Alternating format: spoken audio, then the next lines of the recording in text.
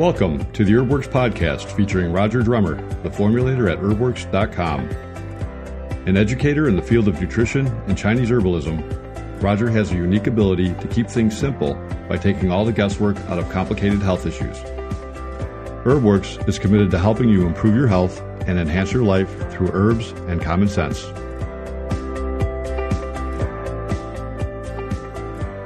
Hello, everyone. Welcome to another HerbWorks podcast. I'm Laura Shakti. And Roger Drummer. Hey, today we are talking about dying for nutrition. What are you talking about, Mr. Drummer? I'm talking about how often the body's chronic illness issues, let's say chronic disease, is related to the body really dying for nutrition. Basically, how we look at things in the West here. There's a huge gap between Western medicine and Western nutrition. And what I mean by that, because I'm trained in Chinese herbology, and a lot of that training had to do with looking at people as being worn out. People just get worn out and they end up developing illness or chronic conditions due to the fact that they've been worn out for years. And you apply that same theory, that same way of looking at health to nutrition, and you realize people have been missing certain nutrients in their diet, or they're not supplementing certain nutrients, and they absolutely need them for optimum health. And so after periods of 20, 30 years, they develop a chronic disease. Now they're in the doctor's office getting a pill for a symptom, when the reality is that their body's producing that symptom because it's worn out. It never had this nutrient to run right in the first place, and it could not compensate for it anymore, and then it basically manifests as an illness. How did you get interested in studying chronic illness or deficiency? Well, when I became an herbalist, I stumbled into a Chinese herb shop, and I have to really emphasize the word stumbled because I had chronic fatigue. Literally, I was so worn out, but I was also fascinated by it a little bit, and I ended up in this herb shop and got a job, and I started learning about this system of herbology that had to do with looking at your body as having certain energies, which I never heard of, and basically, when you look at how they talk about everything and how they deal with imbalances, they're mostly putting energy back into your body and correcting some things that are out of balance. And really, after a while, you realize it's all about stress causing your imbalances and being worn out. And in this particular instance, they talk a lot about adrenal weakness, the inability of your organs and glands to make energy out of your food. Mm-hmm. And that's really what chronic fatigue is looked at. How it's looked at in Chinese herbology was what they call a Shen disturbance. In other words, are you disturbed? Your spirit is disturbed. Shen is a word in Chinese herbology they use to describe your spirit, right? So there's something agitating your spirit. So you have a Shen disturbance. That causes your nervous system to be upset, and then you lose your energy through your adrenals. And so long term, if your adrenals are just very, very weak, they kind of power your digestive system up. So now you're in a state where you have very little adrenal energy, so you're always worn out. You're not making energy out of your food very well, and so it doesn't matter how nutritious you eat, your body's not utilizing it because you're so qi deficient, then you just continue to get worn out. Now, this is personal for you, because when you say you stumbled into this herb shop, you were experiencing chronic fatigue, and you had been a very driven, competitive person in your athletic life, right? I mean, you weren't just suddenly chronic fatigue one day. It was a result of what, do you think? Well, it was a result of too much partying when I was younger. Oh, so you admit to it. Yes, and when I transitioned out of that, I got into a completely different lifestyle, which was healthy, but I was overdoing it. I got into running marathons. I was running 100 miles a week. I was started doing triathlon. 100 miles a week. 100 miles a week. Every morning I would run 13 miles.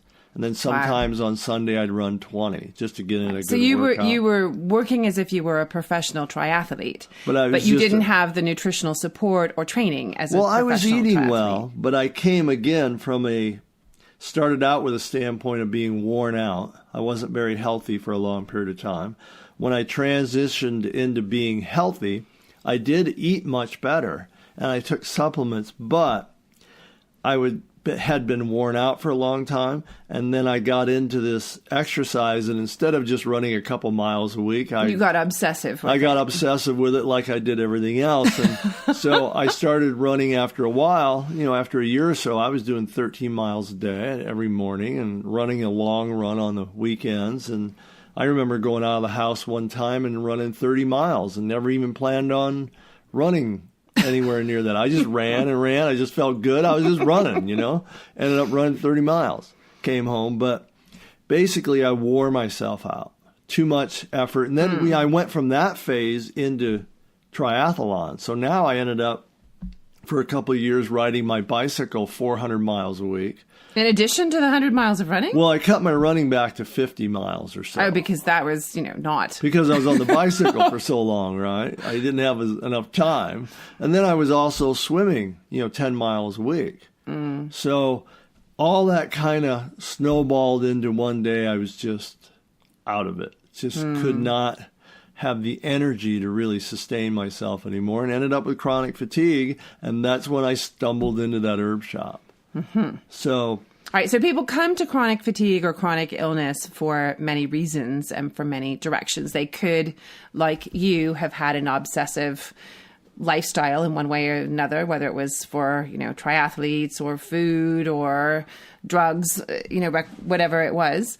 And then some people are born with deficiencies and have more difficulty from the get-go. Yeah.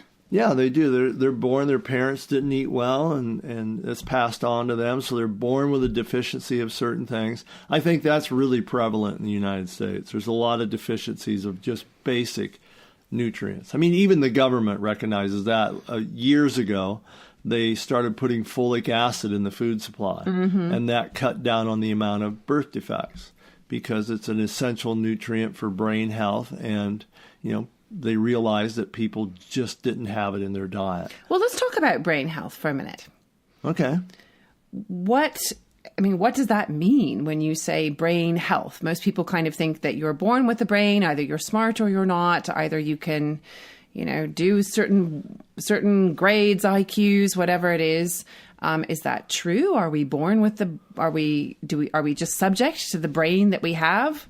Or can you change it? We're not. And this is something that's new. The last 5 to 10 years has completely shifted in the way that everybody looks at brain health. And by brain health, I want to mention it's the broad spectrum of everything that falls into that. It's memory issues, it's depression, it could be bipolar, things that we think of as medication issues where you go get an antidepressant or you go get another medicine for something. All these things fall into the category of brain health. And what I've realized over the last couple decades is that you can influence almost all of these conditions because a lot of it tends to go back again to a lack of certain nutrients. And this is one of the things that 10 years ago, I read a study once, and it was just really turned the lights on in my own brain as far as general health. And there was a lady who had been bipolar for 20 years, and she was asked to join a study to take omega-3 fatty acids every day for a certain period of time. She only joined the study because her friend was running the study, and it was at one of the Ivy League schools, and he needed bodies, right? And so she goes, what the heck? She was a teacher. She didn't even say anything about her bipolar issues. She just had to take a tablespoon of fish oil every day. Okay. In case you're wondering what that has to do with brain, fish oil has 2 main fatty acids in it. One's called DHA, which makes up a lot of the myelin sheath of your nerve cells, your neurons in your brain. about 30% of your brain is really made up of DHA. And then it has another fatty acid, EPA, which is more for inflammation and circulation. So that's why in this study at the Ivy League school for bipolar people, they were using It wasn't fish a oil. study for bipolar. What was it? It was just a study to see the effects of Oh, okay. It was just a straight-up study for supplementing with fish oil. Supplementing with fish oil. So she took a tablespoon of it, and according to her, 3 weeks later, she didn't have bipolar issues anymore. Really? Turns out her bipolar issues was a brain that wasn't functioning right because it was lacking basic nutrition. Now, you might wonder why that would make such a big impact, but again, you have 100 billion neurons in your brain. They all have something called a myelin sheath, which is the fatty substance surrounding it. It's made up of DHA and choline, and certain vitamins like B12 all influence the nerve health. And if you're lacking all those things and cannot produce it, then your neurons are in a state of ill health. They don't repair themselves very well, and they don't communicate well, because all those things influence how nerve cells and neurons communicate. So for her, she must have been, this is the only thing I can think of, she must have been chronically deficient in omega-3s, which most people are because we don't eat the type of diet that supplies it. And then her brain was lacking and just didn't function right. And her symptoms, her symptomology, led to her diagnosis of bipolar, which she, by accident, corrected with fish oil. Which isn't to say that all people that have bipolar or mental health issues are going to go take fish oil or another supplement and have it clear up. No, it's not to say that. But what it leads me to believe, and I've done this now for a long time myself with people that call me with brain issues, is to look at their nutrition. Because the only thing that anyone can do for themselves is increase the level or quality of their nutrition and then see how that influences what they think of is some disease they're born with or chronic illness. And this is the theory that I used when I made TianChi. I make a product for brain health and I make a product for stress. And the reason I combine those two is because stress is one of the main ways you disrupt your brain function. It turns on the inflammatory chemicals. It causes way too high levels of prolonged inflammation in your brain. And then it blocks the absorption of certain nutrients that you would actually need for your brain. So if you deal with that, at the same time you give them high quality nutrients for your brain function, like the ones I mentioned earlier, choline, B12, folic acid, and you give it to them in a form that they can actually absorb, then you can make an impact on a wide level of different health issues without it being for any of those specifically. So a lot of people that take TianChi take it because it's an energy drink that's good for you. But you don't advertise it as a brain health drink, do you? Well, we do. We advertise as stress and brain essentials. Stress and brain essentials, but okay. And we call it essentials because it's essential to the function of your brain, right? So like choline, for instance. Choline's a common nutrient, but if you don't have it every day, latest studies show that 75% of the people in the United States don't eat choline enough in their diet to reach minimum standards. So you're one of those people that's not nourishing the neurons in your brain. So you're not having healthy myelin sheath, which means you're not communicating. You don't have the ability for your neurons to communicate at a high level all the time. Why does TianChi, so you were saying it's good for brain health, but why does it help so much with those senior moments? For instance, I know the days that I don't take it, I have what they call senior moments. Now, I'm not a senior, but where you just can't think of the right word, or you just don't connect information as well as you could, or it's more difficult to learn something new. Those things that we generally associate with, quote, an aging brain. Well, an aging brain is really just a brain that is lacking nutrition. I thought you were going to say it's just a brain that's had kids. No. Well, that too, but it's a brain that's lacking nutrition, has too much inflammation. Could be exposure also to toxic elements in your food, say heavy metals that are causing an abnormal amount of inflammation.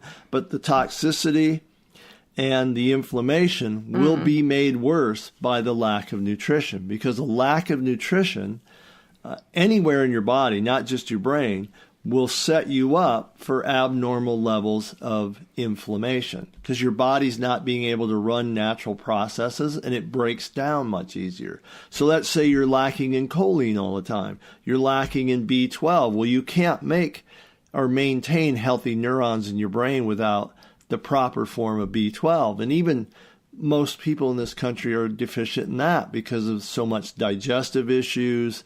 Their beneficial bacteria in their system is off due to drug use and all right. So why not just go take a bunch of supplements as opposed to taking something like TianChi, which is for your brain health? Why shouldn't I just go say, well, I'm going to go to the vitamin store and I'm going to come home with choline, B12, and take buckets of fish oil, apparently. Well, fish oil you have to go get on your own, or either that or a vegetarian form of omega-3 fats that have DHA and EPA, right? Mm-hmm. You can't, I didn't mix that in TianChi because I just couldn't picture anybody wanting a raspberry fish drink.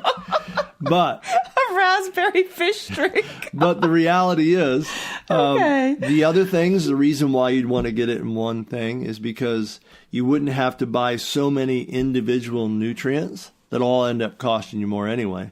But it's the anti-stress herbal component of it that puts your brain into a different position. In fact, it actually helps you with, go into parasympathetic nervous system. And what that basically means is it puts you in a more relaxed state so that your body actually goes into the type of activity where it can actually build something up. If you're stressed, your body is being signaled that everything is in catabolic state, meaning breakdown. Yeah. So you have to switch that to parasympathetic for your body to know that it's time to utilize nutrients to fix and repair things. And so when you combine that all together, then you have this ability, this feeling that you're not as stressed and your brain is working quicker. Choline makes acetylcholine, the neurotransmitter that helps you with how fast your brain processes information. So a little bit of, senior moments has to do with just your inability or the lack of nutrition to support the process of dealing with lots of information. Yeah, and I noticed that, many people will say too, people that are younger in their 20s, 30s, 40s, that they have that same experience of what we're terming senior moments, where you can't think of the word or you can't make that information connect. And a lot of that has to do with stress level. When your brain and your emotional body is taken over with worry about a certain thing or a certain stress in your life, it takes up a lot of room in your brain that could be otherwise functioning differently. That, and your brain is always locked into fight or flight. Right. And so, take the average person that's a high school kid or a person that's in college, their nutrition is not very good anyway. They're way too much dependent on stimulants and even pharmaceutical stimulants because they want to stay up all night and study. I have to say as a teacher that I have seen my students take more caffeine before a class that I will teach than I would have in a week. Yeah, it's amazing how much they pound down these energy drinks that have way too much caffeine in it.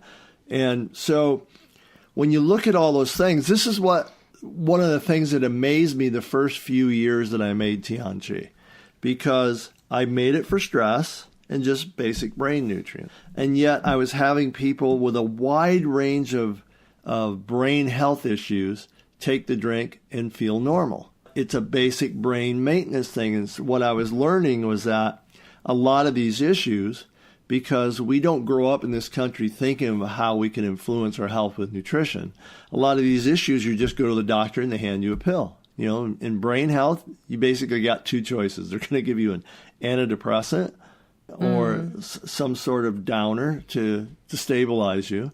And that's basically... Or an upper to wake you up. Or an upper to wake you up. And basically that's all they do, because they don't have options. They'll think, well, maybe if you're maybe an antidepressant will make you less stressed. Well, an antidepressant doesn't do anything to shut off the stress response. Might make you think less of it, but it doesn't really change your brain. It doesn't automatically take you from a stressed out nervous system to a non-stressed out nervous system. From the point of view of deficiency, as you're talking about. From the point of view of deficiency. If you have a deficiency of certain things, it's not going to be changed by taking a drug. Now, those things can be very useful in certain instances. In fact, you can use them even as transitional things. But the reality is, no matter what your issue is with your health, when it comes to brain, you should start looking at your diet. You should look at nutritional supplements you can do. Fish oil is the simplest, most common thing that will not interfere with anything that anybody can go out and do, and start doing it at a very high level. Do it maybe 3 tablespoons in a day, which is a lot, but it could transform your brain within a month. And you said that the synergistic blend in TianChi of these other elements, choline and some of the other adaptogenic Chinese herbs that you have in there, is probably one of the best ways to address brain health, as opposed to, as you said, going out and trying to buy those supplements bit by bit and combine them in some way that makes sense. Well, the best thing about it is that you can take it, and within, for some people, 1 day, some people a week, you'll notice that something's different. You feel different. You see life differently. You're handling stress differently. You're thinking better. And even if you don't continue with that particular product, right, it's the experience of realizing, wow, nutrition makes a difference. Taking care of myself makes a difference. Yeah. It could be life-changing in the regard that you're now going to be going through life realizing that what you do and put into your body changes how you react to life. It changes how you process information. It changes how you actually feel on a daily basis. Well, certainly someone that's taken a TianChi is going to feel vastly different than someone that just drank a Diet Coke. And far as how you emotionally can respond to things. Right. So they both have caffeine to a certain level, but, the way that formula affects you is going to be very different than something else. Even though it does deal with, brain issues from a standpoint of nutrition, the magical part of it is the herbs, the adaptogenic herbs that balance the stress response, which allow for your brain to actually go into what they call a coherent state, meaning that all of your brain is working instead of just the fight or flight part of it. So you're not locked into one response. You're actually open to experience. So what happens to people that have very poor nutrition? You say, dying for nutrition, many chronic illnesses can be a part of that. If you have a chronic illness, and if you have that could be related to poor nutrition, which most people probably don't even know that that's contributing to it, how to address that?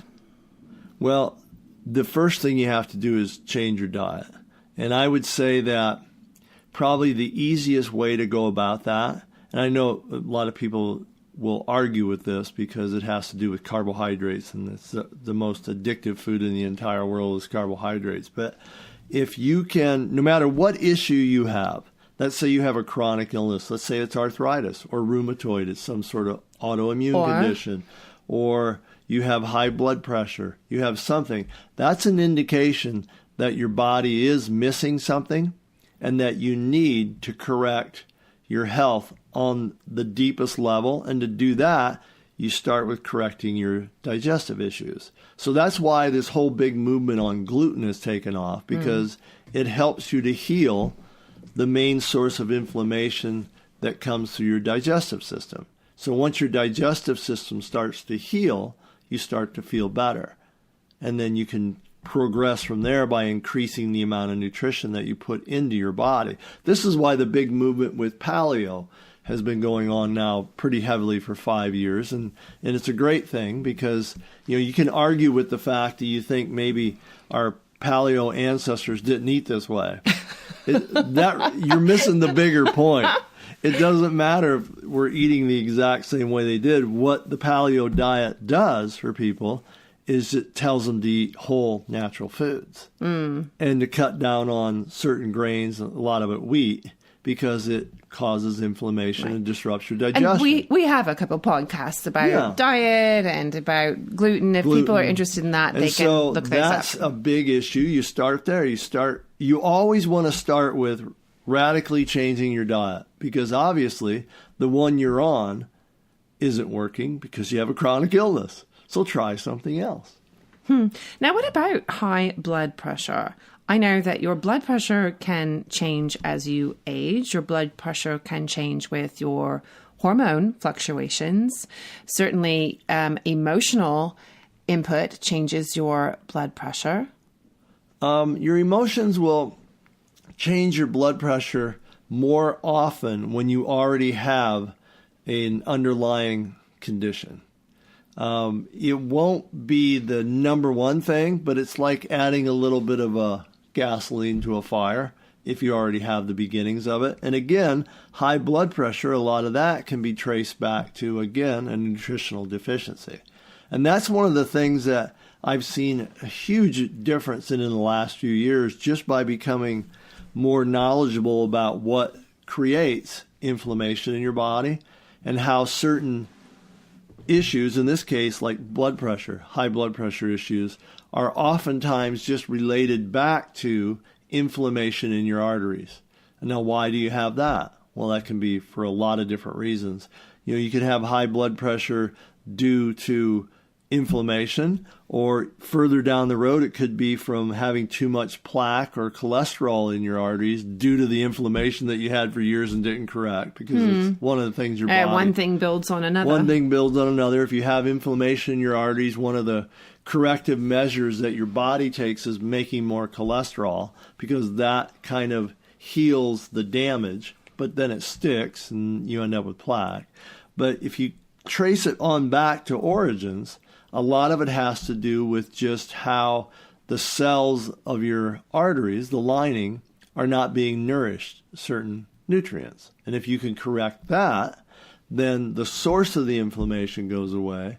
The body starts to correct itself. And I've seen this countless times in the last couple of years. There's a patent, not a patent, but a Nobel Prize was given back in 1998 on how nitric oxide production in the what they call endothelial cells, the cells lining your arteries, how nitric oxide production influences vasodilation and inflammation in your arteries. And so it was a huge discovery. And again, what does this point out? That nutrition is required by the cells of the lining of your arteries. In this case, the amino acids arginine is needed by those cells to make an anti-inflammatory chemical called nitric oxide. And then when they do that, your arteries relax, the inflammation goes away, and they correct themselves.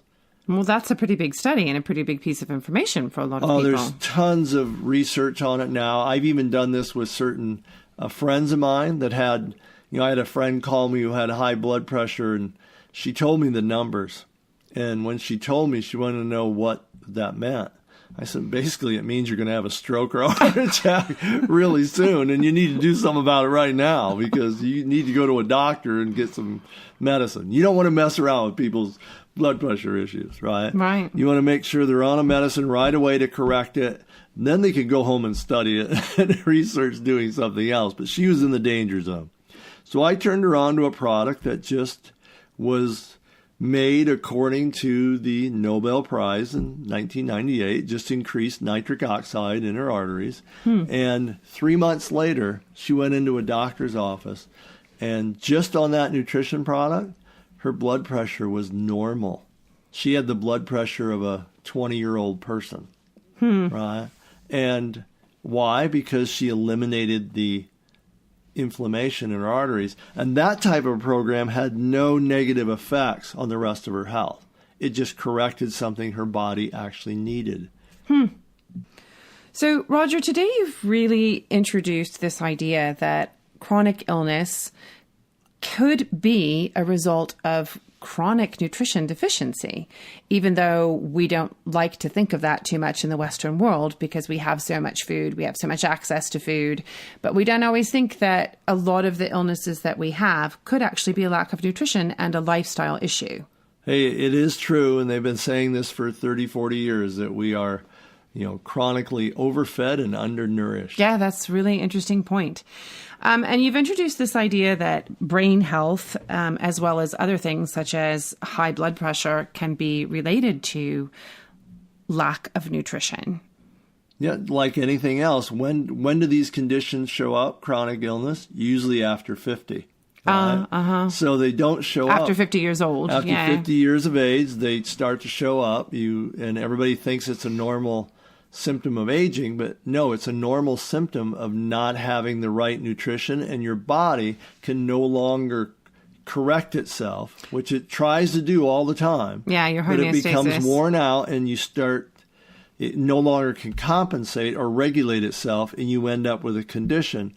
And the first thing that you should do, unless it's a emergency situation that you need medical help, is look at your diet, look at nutrition, start to find out what you can do to change what you're putting in your body. It kind of reminds me of the story that you began with, about, being a triathlete, being an athlete, and yet having developed a chronic illness, chronic fatigue, basically from overuse of your body without proper nutrition, and having been a lifestyle choice that you made on top of other lifestyle choices, such as abusive, whatever.